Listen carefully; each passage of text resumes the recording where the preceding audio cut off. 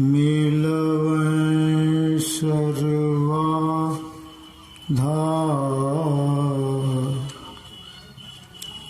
मंगलमय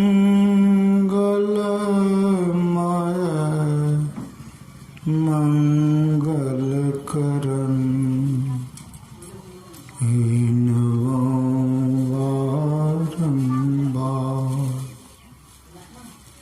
ज्ञान उदधेर ज्ञान घन सद्गुरु शंकर नमो नमो बहुबार सकल सुपो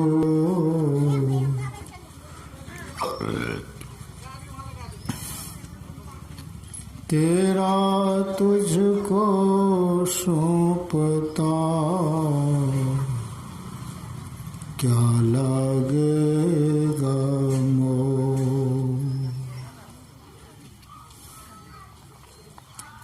सृष्टि की कण कण में व्यापक परमाराध्य सद्गुरु महाराज की त्रैलोक पावन पाद पद्मों में कोटि से नमन।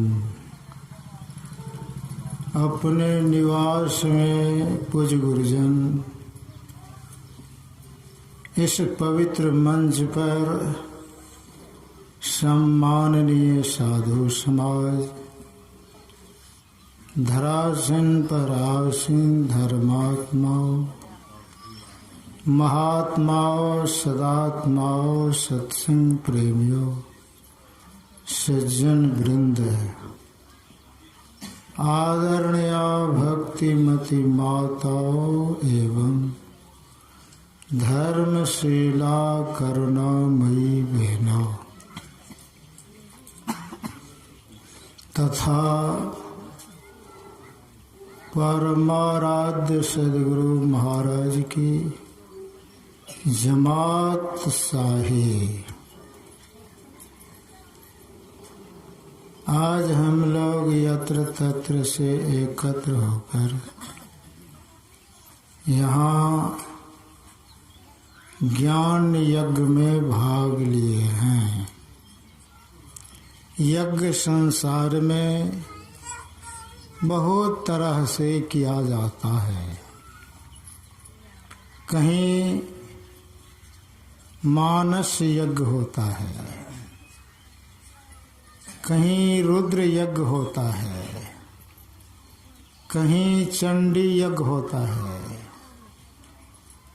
कहीं भगैत होती है, कहीं सत्यनारायण पूजा होती है। प्राचीन काल में लोग राजा महाराजा कभी अश्वमेध यज्ञ करते थे, राजसूय यज्ञ करते थे, यजमेध यज्ञ करते थे, नरमेध यज्ञ करते थे। बहुत सारे यज्ञों की चर्चा शास्त्रों में है, बहुतों ने किया है। कोई वाजपेय यज्ञ करते थे, कोई द्रव्य यज्ञ करते थे। इन तमाम यज्ञों का प्रतिफल कालांतर में पार्थिव शरीर पर त्याग करने पर उनका फल परलोक में मिलेगा। लेकिन जिस यज्ञ में अभी हम लोग उपस्थित हैं, इस यज्ञ का फल कालांतर में नहीं, वर्तमान में अभी इसी क्षण मिल जाएगा। इस यज्ञ में खर्च कम है, लाभ बहुत है। लाभ तुरंत मिलता है। भगवान शिव ने अपनी अर्धांगिनी पार्वती से कहा, गिरजा संत समागम, समन लाभ कछु आन, बिनु हरि कृपान होई सो, गाओ ही वेद पुराण। अब इससे बढ़ के कहने वाला कौन मिलेगा। भगवान शिव जैसे महायोगी का कथन है, अपनी अर्धांगिनी से कह रहा है, हे गिरजे, संतों के संगति के समान संसार में लाभ दूसरा नहीं है। पार्वती कहती है, नाथ लाभ क्या है सो तो कहिए। सत्संग में, संतों के संग में क्या लाभ होता है। तो लाभ को उल्टा के पढ़ो, क्या होता है, भला। सत्संग से आपका भला होगा। लाभ तो संसार में अनेक हैं, उस लाभ के पीछे हानि भी है। आप खेती करते हैं तो लाभ है न, लेकिन कभी कभी बाढ़ आती है, फसलों को भसा ले जाती है तो हानि हो जाती है। लाभ के बदले हानि। आप व्यापार करते हैं, मुनाफा होता है, लेकिन सब दिन मुनाफे नहीं होता है। कभी कभी इतना घाटा होता है कि दुकान कितनों की बंद हो गई, हानि भी हुई। कोई नौकरी करता है, लाभ है। आज से 10 वर्ष पहले की घटना सुनाता। सुपौल जिला का एक क्षत्रिय परिवार में एक लौता बेटा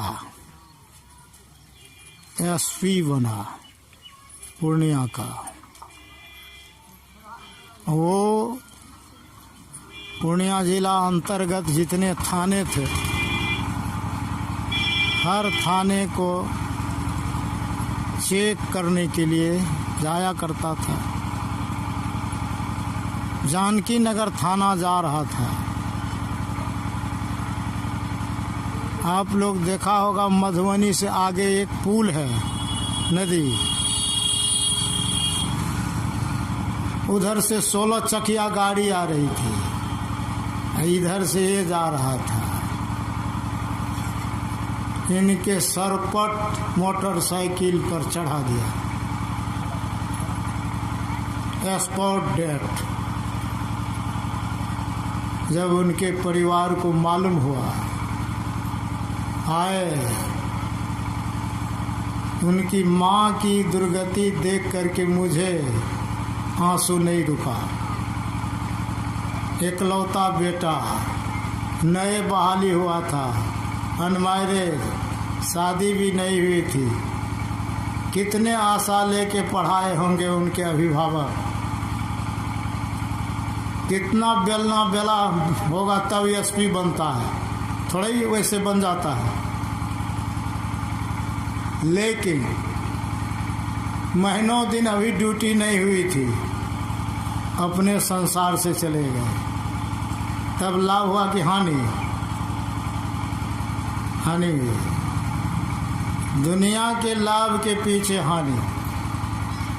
दुनिया की तो बात छोड़िए, धर्म ग्रंथ को पढ़िएगा। भगवान शिव की उपासना भस्मासुर ने किया, कठोर तपस्या किया। भगवान शिव प्रकट होकर वरदान भी दिया।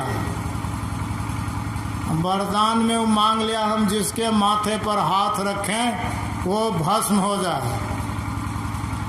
शिवे के माथे पर हाथ धरने के लिए दौड़ पड़े। परिणाम क्या हुआ? भगवान विष्णु विष मोहिनी का रूप लेकर भस्मासुर के आगे आके जुगती से उसका हाथ उसी के माथे पर धरवा दिया, अपने जल करके भस्म हो गया। लाभ भी हुआ, हानि भी न हुई। जय विजय भगवान विष्णु के द्वारपाल थे। एक रोज सनकादिक मुनि गए, उनको अंदर जाने से रोक दिया। सनकादिक मुनि श्राप दे दिया, तत्क्षण राक्षस हो जाओ। जो भगवान विष्णु के निकटवर्ती रहने वाला द्वारपाल था, उनको मृतलोक में गिर के राक्षस बनना पड़ा। हानि हुई कि लाभ हुआ? हानि हुई। भगवान श्री कृष्ण के लोक में, गौलोक में दामाजी रहते थे। किसी कारणवश राधा ने श्राप दे दिया, जिस श्राप के चलते शंखचूड़ नाम का राक्षस बन के समुद्र में रहता। पीछे अपने गुरु की आज्ञा मानकर उनके पुत्र, कई पुत्र समुद्र में डूब गए थे। गुरु दक्षिणा में शांतिपनि मुनि की पत्नी मांग ली, कन्हैया मेरे 7 पुत्र थे जो स्नान करने में गए, सबके सब गायब हो गए। तुम्हारे गुरुजी अब सन्यासी हो गए, अब संतान भी नहीं होगी मुझे। एक कोठो संतान को ऊपर करके दक्षिणा के रूप में दे दो। दक्षिणा के लिए खोजने के लिए गुरु पुत्र को गया, पता लगा समुद्र में डूब के मरा है। तो श्री कृष्ण समुद्र में घुस करके वही शंखाचूर को मारा। ये राक्षस तुम हो, तू ही मेरे गुरु के पुत्र को खाया होगा। जब मर गया कहा आप मेरा उद्धार तो कर दिए मार करके, लेकिन मैं बस सही कहता हूँ आपके गुरु पुत्र को मैंने नहीं निकला है। कहा तो समुद्र में कौन दूसरा है, कौन ले गया? का हो सकता है समुद्र का जल क्षीर समुद्र में मिलता है।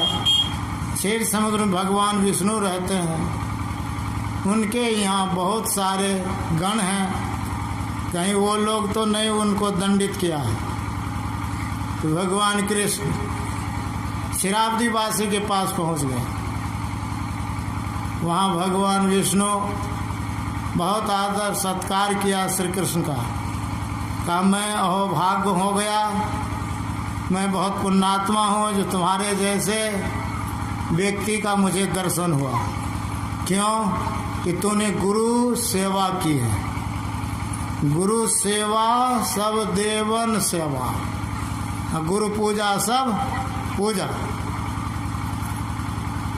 तुम में इतना पुण्य संग्रह हुआ है, तुम्हारे दर्शन से करोड़ों का पाप धुल जाएगा। तुम गुरु की सेवा किया है। मैंने छल करके तुम्हारे गुरु पुत्रों को अपहरण करके मंगवाया है, ताकि इस बहाने कृष्ण यहाँ तक आवे, उनका मैं दर्शन कर पाऊँ। तुम्हारा दर्शन इसलिए करना चाहता हूँ कि तुम पृथ्वी पर एक मर्यादा स्थापित किया है। पृथ्वी पर तुमने गुरु की मर्यादा, तो मेरे ही अंश के अवतार हो, विष्णु के अवतार कृष्ण थे, लेकिन तुमने पृथ्वी पर गुरु का मर्यादा दी है, क्योंकि गुरु के द्वारा ही संसार में हर तरह का ज्ञान होता है। गुरु के बिना किसी को एक अक्षर का भी ज्ञान होने वाला नहीं है। इसलिए तुम्हारा दर्शन मैं चाहता था। एक क्या, 7 पुत्र को ले जाओ। तुम्हारे गुरु पुत्र मरे हुए नहीं हैं, 7 जीवित हैं। तब वहाँ से लेके 7 पुत्र को अपने गुरु दक्षिणा में गुरु माता को श्री कृष्ण ले जाके सुपुत किया। कहने का भाव मेरा ये था कि कृष्ण लोक में भी रहने वाला का भला नहीं हुआ, विष्णु लोक में भी रहने वाले का भला नहीं हुआ।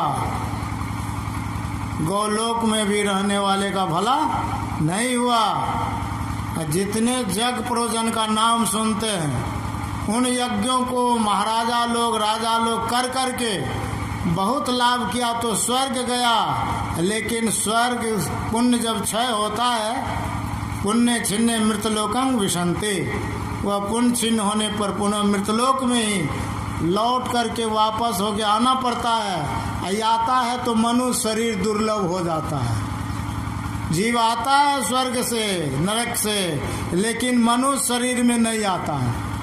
तब कहाँ आता है? पशु पक्षी कृमिक आदि जोनिन में। भरमियो बहु बार हो, एक बार नहीं बहुत बार।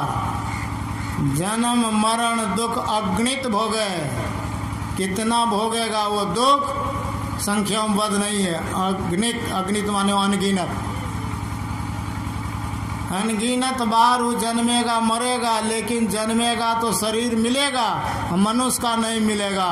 84 लाख प्रकार की जोनियों में से किसी जोनी में आप चले जाएंगे तो लाभ हुआ कि हानि? दुनिया के पीछे जग प्रोजन के पीछे लाभ थोड़ा हुआ, स्वर्ग गए, स्वर्ग के बाद 84 में चले गए।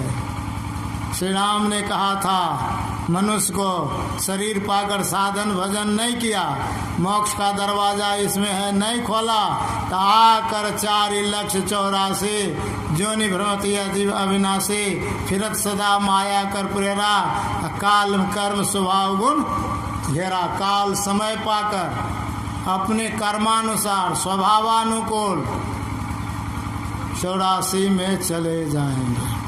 क्यों चले जाएंगे? जीव शरीर के बिना रह नहीं सकता है। शरीर एक ठो नहीं है, कितना है?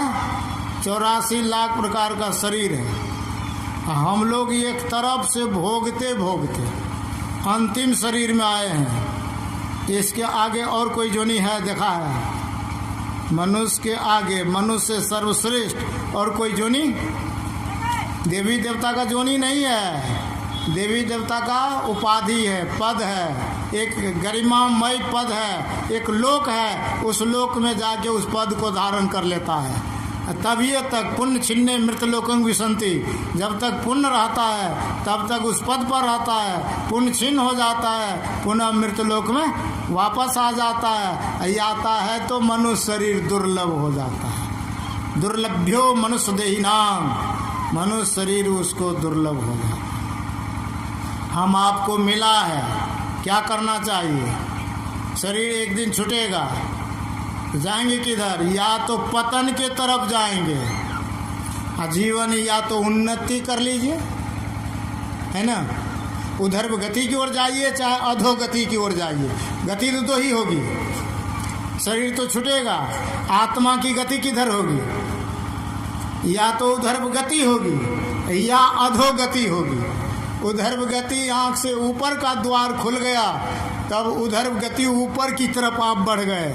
शरीर संसार से छूट करके निर्वाण की तरफ चले गए, मोक्ष की तरफ बढ़ गए। और वो द्वार को नहीं खोला तो अधोगति, नीचे की जोनी में चले जाएंगे। नीचे की जोनी तो मनुष्य के अलावा महाभय लगा हुआ है, उपनिषद में आया है। अनमनसा न मनुते ए न हुर्मनो मतम तदे व्रम त्वयं इति दिनेदं मुपास्ते। जो मन से मनन नहीं किया जाता, बल्कि जिससे मन मनन किया हुआ कहा जाता है, उसी को तू ब्रह्म जान। इस देश काल विच्छिन्न वस्तु जो लोग उपासना करते हैं वह ब्रह्म नहीं है। यह चेद वेदी दत्त सत मस्ति न चेदी आवेदी विनष्टि भूतेषु भूतेषु विचित्र धीरा प्रत्यास मालोकादमृता भवंती। यदि इस जन्म में ब्रह्म को जान लिया तब तो ठीक है। इस जन्म से मतलब मनुष्य जन्म, मनुष्य जन्म में रह के ब्रह्म को जान लिए तब ठीक है। नहीं जान सके तो बड़ी भारी हानि है। हानि नहीं, बड़ी भारी हानि। दुनिया की किसी वस्तु की क्षति हो गई तो हानि हुई, और यदि आत्मा 84 में चली गई तो बड़ी भारी हानि हो गई। बड़ी भारी है, पतन अधोगति में चलेगा। गति तो दो ही तरफ है, या तो उधर गति की तरफ जाइए यहाँ से, या अधोगति की तरफ जाइए। आँख से ऊपर की यात्रा हो गई आपकी तो जाने का पता तो नहीं है, ये पता तो संत सदगुरु देते हैं।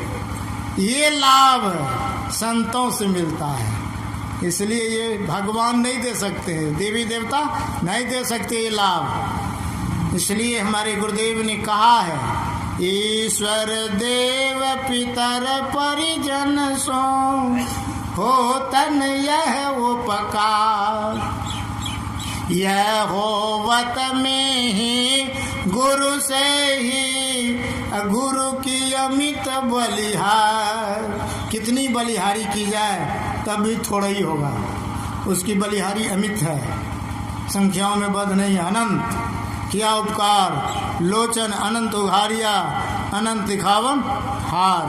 अनंत आँख, ये आँख तो कभी कभी किसी काम को करने के लिए बैठते हैं, पढ़ने के लिए बैठते हैं, आँख बंद हो जाती है। चाहता नहीं है कोई आँख बंद हो जाए, पढ़ने के लिए बैठा है लेकिन आँख बंद हो गई तो पढ़ पाइएगा? आँख बंद है, पढ़ नहीं पाइएगा। कोई कामें करने के लिए गए और नींद में चले गए तो काम होगा? काम नहीं होगा।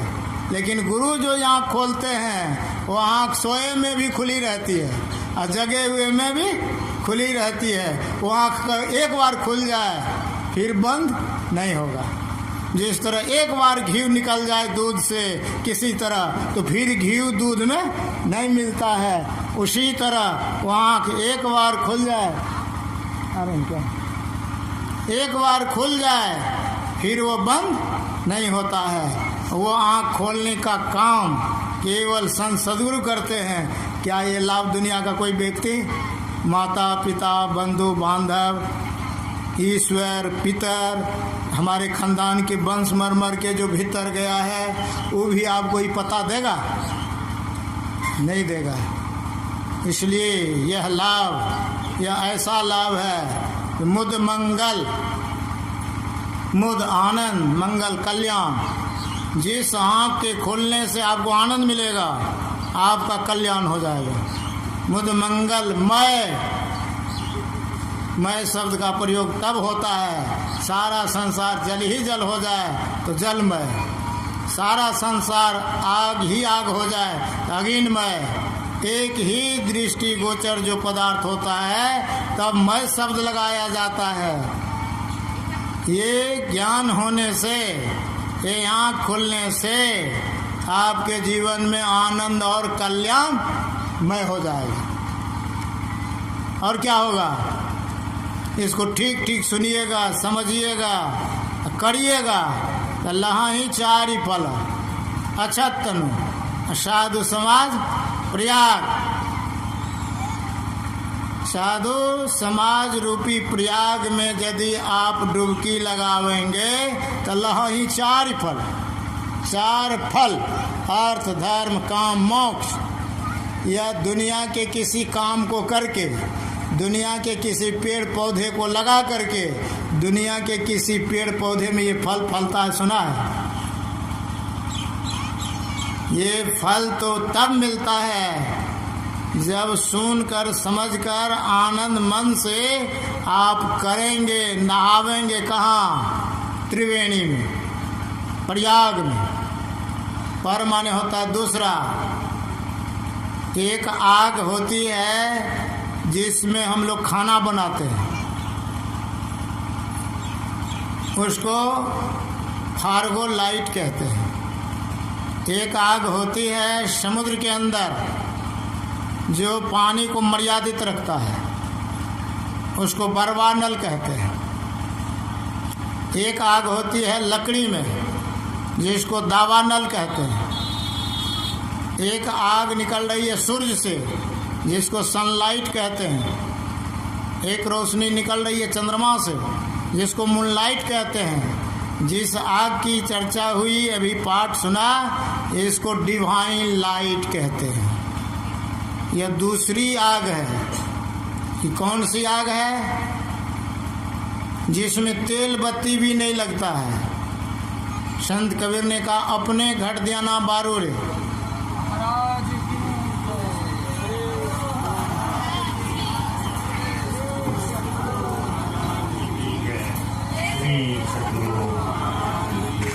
श्री सद्गुरु महाराज की जय। श्री सद्गुरु महाराज की जय। श्री सद्गुरु महाराज श्री।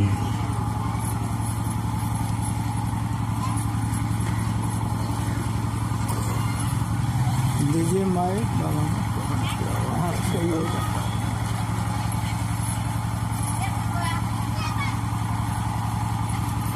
मैं कह रहा था एक याग वो है जिसके लिए आपको नाम के तेल, सुरत के बाती, ब्रह्म अग्नि उद्गारो रे, जगमग ज्योति निहारो मंदिर में, तन मन धन सब बारो रे, झूठी जान जगत की आशा, बारंबार विसारो रे, कहे कबीर सुनो भाई साधु आपन काज संभारो रे। ये आपका अपना निज काम है। मकान बना रहे थे, ढलाई नहीं किया, आप संसार से चले गए तो आपका बेटा पोता परपोता कोई न कोई ढलाई करवा लेगा आपके पीछे भी, वो आपका निज काम नहीं है। आप जमीन रजिस्ट्री करवाने के लिए रुपया दे दिए हैं, रजिस्ट्री नहीं हुई तो आपके परिवार में कोई सदस्य रजिस्ट्री करवा लेगा, है ना। आप गाड़ी खरीद रहे थे, पैसा पेमेंट कर दिए हैं, शोरूम वाला कहा कल ले जाइएगा, रात ही आपका शरीर छूट गया तो आपके परिवार का कोई सदस्य गाड़ी ले आवेगा, लेकिन भजन करने के लिए यदि छूट गया तो आपके वंश का कोई भी व्यक्ति इस काम को कर देगा। इसलिए आपको ही खुद करना होगा, ये भाड़े पर कराया नहीं जा सकता है। कर लिए तो क्या होगा, चार फल। अर्थ कहते संपत्ति को। एक संपत्ति तो दुनिया वालों उसके लिए पागल बना हुआ है ना। उस संपत्ति को बटोरने के लिए कि भाई भाई का मर्डर कर देता है, बेटा बाप का मर्डर कर देता है, पत्नी पति का मर्डर कर दिया है। यही 8 दिन पहले, नाम नहीं कहूँगा, मैं देख के आया है। संपत्ति के लिए, दुनिया की संपत्ति के लिए तो क्या से क्या लोग कर रहा है ना। ये संपत्ति तो भगवान बुद्ध के करतल में था। महा चक्रवर्ती राजा का बेटा, इकलौता बेटा, माता पिता पत्नी पुत्र को छोड़ करके भाग गया था। क्या संपत्ति कमी थी? सुंदरी नारी की कमी थी, पुत्र का, राजपाट का, सवारी का। फिर किस लिए भागा? एक तो दुनिया की संपत्ति को लोग संपत्ति मानते हैं, असली संपत्ति है परमात्मा, राम ब्रह्म परमार्थ रूपा, अविगत अलख अनादि अनुपा, रहित सकल विकार गत भेदा, नेति नेति निरूपहि वेदा। इति नहीं जिसके लिए कहा, अंत नहीं जिसका अंत नहीं है। जो राम था, राम है, राम रहेगा, वो आपके अंदर में है। वो दौलत मिल जाए किसी को, मूर्खाधीश को मिल जाता है तो दुनिया के सारी भौतिक विद्या का लोग उनके चरणों में नाक रगड़ता है कि नहीं। डोम चमार को भी मिल जाए, मिला था डोम को सपच को, तो युधिष्ठिर महाराज चरण धोया था, भगवान श्री की स्वयं भेजा था। सुना है कि नहीं सत्संग में? वो कैसा धन है, वो कौन धन है? वो धन मिलेगा यदि अंतर गुरु से युक्ति जान के साधना करेंगे तो सबसे पहले अर्थ मिलेगा, अथवा परमात्मा रूपी दौलत। जिस दौलत के चलते दुनिया की दौलत तो आपके चरणों में अपनी लौटेगी। अर्थ, आप धर्मान हो जाएंगे, आपका गिनती समाज में लोग प्रतिष्ठा देंगे, प्रतिष्ठा की दृष्टि से निहारेंगे, ये आदमी बड़े सज्जन है, धर्मात्मा है, भगवान का भक्त है ना। अर्थ, धर्म, काम, उसको काम दिया जाता है। कौन काम? सत्संग नित और ध्यान नित रहिए करत संलग्न हो, व्यभिचार चोरी नशा हिंसा झूठ चलना चाहिए। ये 5 पाप को छोड़ दीजिए, 5 पाप को 5 काम कीजिए। ये काम गुरु बता देते हैं। काम हाँ, ये काम करेंगे तो मोक्ष निर्वाण प्राप्त होगा।